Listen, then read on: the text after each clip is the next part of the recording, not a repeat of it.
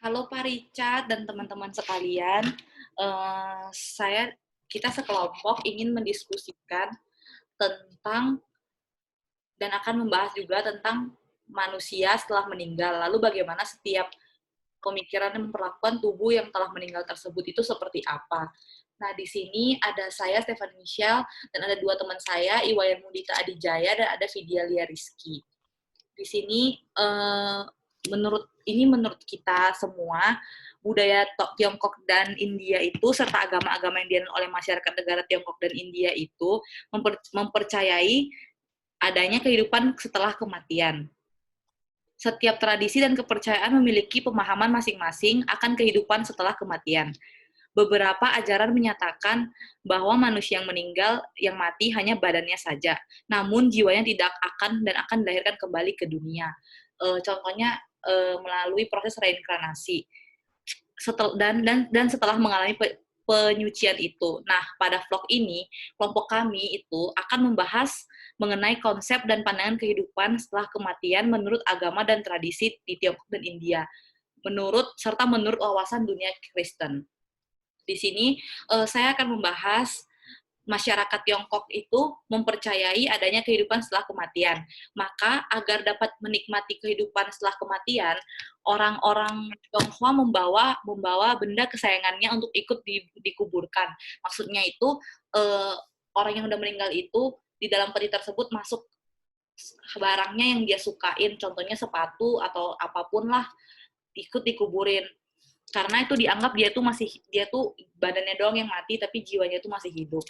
Terus uh, untuk memperingati keluarga yang sudah meninggal, warga Tionghoa itu merayakan Cengbeng.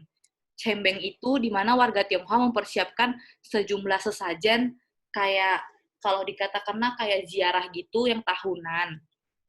Seperti menyiapkan heo atau dupa, lilin merah yang untuk dibakar. Kemudian membakar kertas yang digambarin sebagai uang. Sebagai kiasannya kayak menyiapkan uang untuknya yang udah nggak ada di dunia ini. Terus juga menyiapkan buah-buahan, kue, dan lain sebagainya. Mereka percaya saat membakar hio dan memberikan sesajen tersebut, arwah akan datang dan akan menikmati sajian yang kita sajikan. Agama Buddha mempercayai konsep nirwana. Menurut agama Buddha, nirwana adalah konsep keadaan yang rumit, di mana seseorang dapat terbebas dari penderitaan di dunia dan menyatu dengan alam semesta. Kesadaran orang yang mencapai nirwana dapat meninggalkan siklus reklamasi dan padam atau meniup. Namun, ketika maknanya diterapkan pada hidup,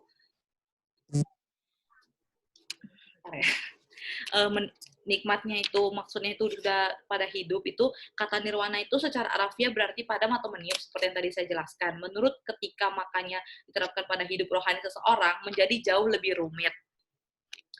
Nirwana dapat merujuk kepada tindakan pemadaman baik secara perlahan atau secara cepat. Tujuan akhir agama Buddha adalah nirwana. Ketika segala keinginan itu sudah dipadamkan dan keadaan orang diubahkan, bayangkan aja ya, sebuah lilin yang menyala, kemudian dipadamkan. Tenaganya pasti akan hancur. Melainkan berubah menjadi jenis tenaga yang lain. Ilustri sederhana ini menggambarkan apa yang terjadi ketika seseorang mencapai nirwana. Dan saya akan membahas tentang agama Hindu. Hindu percaya pada kelahiran kembali dan reinkarnasi dalam jiwa atau atman. Jiwa yang abadi dan langgeng, jiwa seseorang selama hidupnya akan mengalami suka dan duka, serta dipengaruhi oleh hukum karma. Oleh karena itu, kematian bukanlah bencana besar, bukan akhir dari semua, tapi sebuah proses alami dari sang jiwa yang kemudian kembali lagi ke bumi untuk melanjutkan perjalanannya. Dalam agama Hindu dan kepercayaan orang India, jiwa atau atman adalah kekal, tidak mengalami kematian, dia abadi. Kematian hanya dialami oleh badan fisik ini. Kematian itu adalah penghentian sementara aktivitas fisik dan merupakan sarana bagi sang atman untuk meningkatkan tingkatnya, lalu kemudian lahir kembali dalam badan yang lain. Kelahiran di dunia ini merupakan tempat bagi sang jiwa atau atman untuk melakukan introspeksi diri. Oleh karena itu, jiwa-jiwa itu lahir lagi dan lagi sampai mengatasi maya. Menurut pandangan WDK, yang dijelaskan bahwa kehidupan itu adalah sesuatu yang kekal. Kehidupan sebenarnya adalah sementara.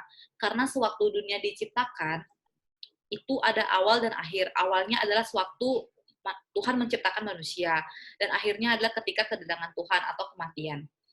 Tetapi tetapi di balik apa yang sementara ini ada kehidupan yang kekal. Kehidupan sementara ini disebut waktu atau kronos, ada batas waktunya. Yang kami kutip itu dari Yakobus 4 ayat 14b, yang isinya itu, apakah arti hidupmu? Hidupmu itu sama seperti uap yang sebentar saja kelihatan lalu lenyap. Kehidupan di dunia ini adalah masa persiapan manusia untuk masuk ke dalam kehidupan yang kekal. Tetapi selain ada kehidupan yang kekal, ada juga kematian yang kekal. Neraka adalah hukuman yang kekal, sebuah penderitaan yang kekal.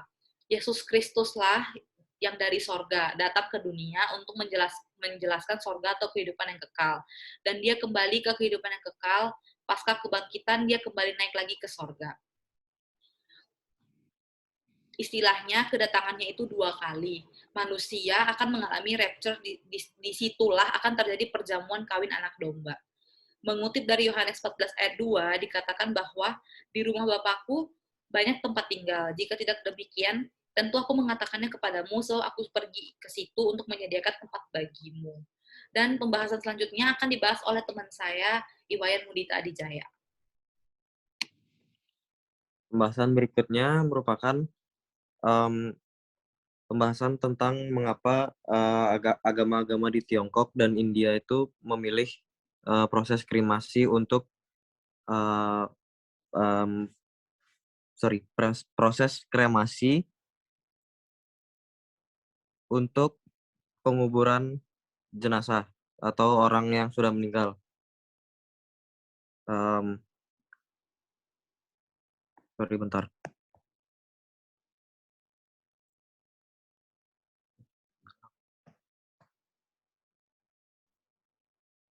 Nah, upacara kematian pada etnis Tionghoa itu dilaksanakan guna untuk menghormati leluhur yang telah meninggal.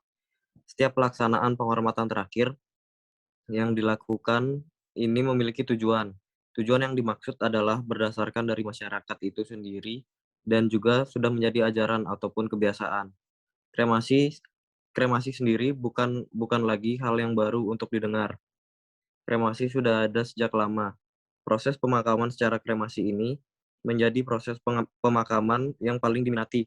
Kebiasaan membakar jenazah atau kremasi terjadi dalam kepercayaan animisme, karena bagi mereka kremasi merupakan cara mempercepat melebur jiwa manusia kembali kepada alam.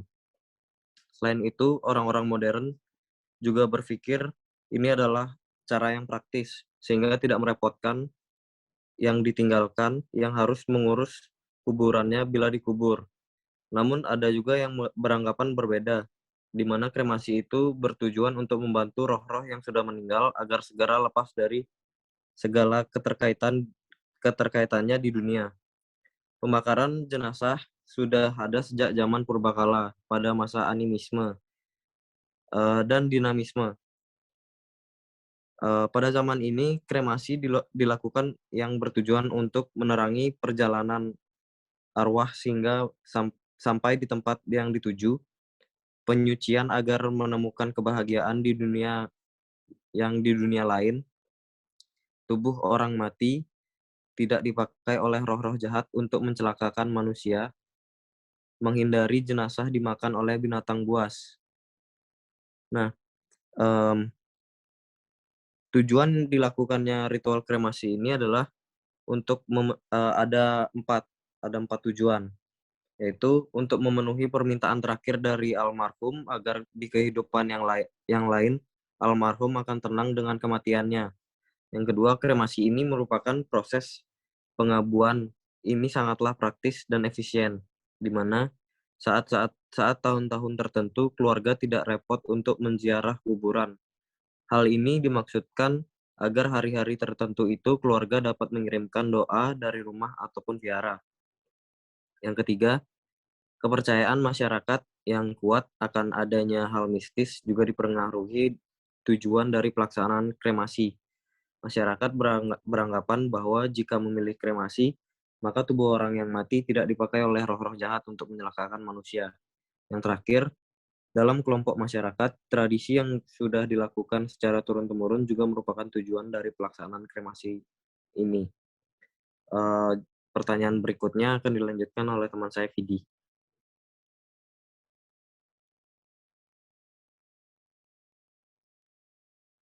Nah, untuk selanjutnya, penjelasan mengenai kesimpulan. Jadi, kalau untuk menurut kelompok kami, kesimpulannya adalah bahwa secara historis, pemakaman keagamaan sebagian besar bertujuan untuk membantu almarhum dalam perjalanan mereka ke kehidupan berikutnya. Ini terus menjadi kasus, tetapi di zaman modern penekanan telah bergeser ke arah menghibur yang berduka, khususnya dalam tradisi Kristen. Lalu tujuan ritual pemakaman itu sebenarnya bervariasi antara agama dan tergantung pada waktu dan tempat.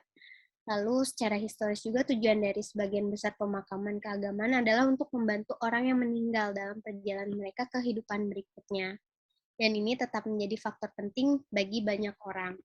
Kalau dilihat dari dasar alasan mendasar dari agama Tiongkok atau India, pandangan agama itu erat kaitannya dengan Tuhan, dunia, dan manusia. Kalau dilihat dari agama Buddha, sebenarnya tidak ada upacara kematian atau pemakaman yang disepakati secara universal yang ditentukan dalam agama Buddha. Dan umat Buddha sering mengikuti tradisi umum di negara tempat mereka tinggal.